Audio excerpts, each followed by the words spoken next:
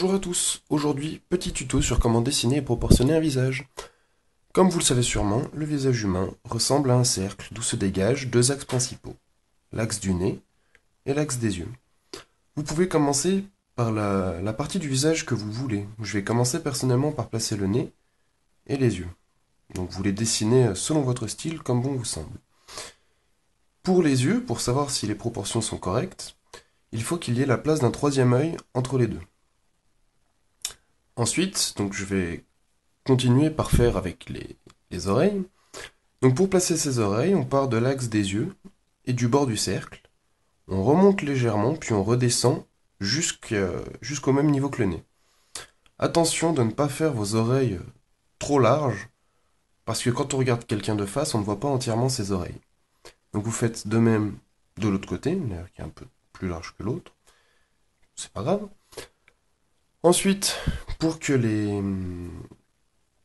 pour le menton, donc vous placez votre menton légèrement en dessous du cercle, sur l'axe du nez, donc de la largeur que vous désirez, puis vous allez remonter jusqu'au bas des oreilles pour dessiner votre mâchoire.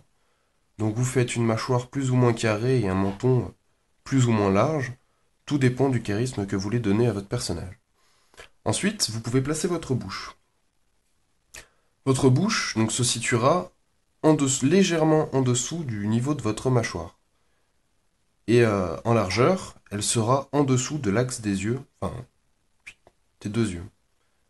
Voilà. Après, une fois que vous avez ça, votre visage est quasiment terminé. Vous pouvez placer vos cheveux.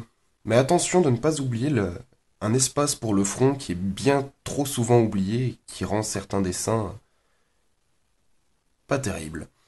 Donc, commencez par les pattes, sachant que c'est comme pour les oreilles. On les voit, mais pas trop. Et après, donc vous faites la coiffure que vous désirez à votre personnage. Donc là, j'opte pour une option cheveux en pétard, puisque c'est la plus simple à dessiner. Et on n'oublie pas donc de faire la racine des cheveux.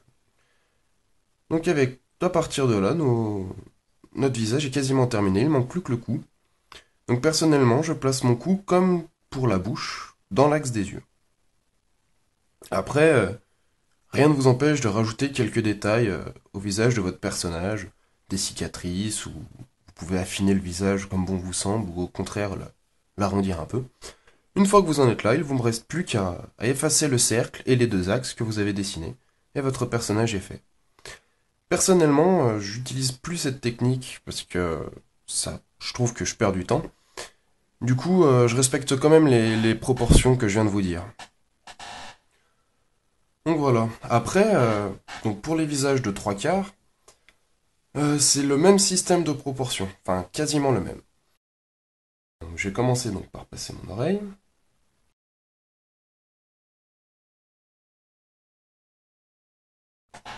C'est donc différent de face, puisque maintenant on voit que la totalité de notre oreille, et on voit la totalité des pattes pour les cheveux. Donc la proportion, première proportion qui change, l'espace entre l'oreille et l'œil. Il est légèrement plus grand. Donc après, vous redessinez votre œil, voilà, comme vous le voulez. Ensuite, vous pouvez placer votre nez. Donc maintenant, on prend la base du nez, voilà. À partir de là, donc vous pouvez passer comme vous voulez la mâchoire ou la face du visage.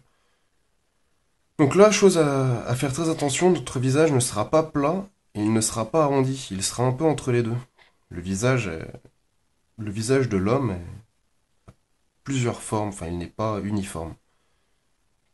C'est très perspicace. Bien raté, mais c'est pas grave.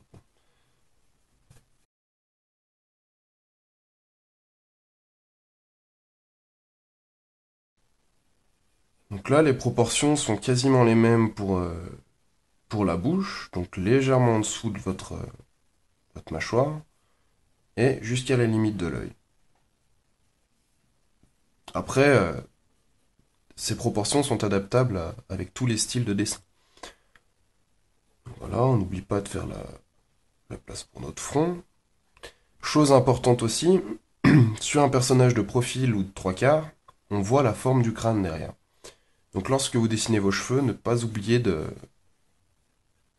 faire cet espace. Très bien dessiné, mon bonhomme, hein. Un peu de sarcasme ne fait pas de mal. Et après, vous pouvez placer donc votre deuxième œil. Donc là, ce coup-ci, c'est pareil, il y a la place d'un troisième entre les deux, sauf que le deuxième sera plus petit. Je ne connais pas exactement le rapport entre les deux, mais en général, on se démerde pas trop mal pour le faire. Et maintenant, pour finir, pour mettre votre cou, j'ai par habitude donc de prendre par rapport à la base du nez et par rapport à l'arrière de l'oreille, au bout du crâne. Et voilà, ce petit tutoriel est terminé. Faites-moi part des proportions que vous utilisez et n'hésitez pas à aller faire un tour sur ma chaîne où je relève des petits défis de dessin qu'on me propose. Sur ce, je vous dis à très vite et bonne chance pour vos futures réalisations.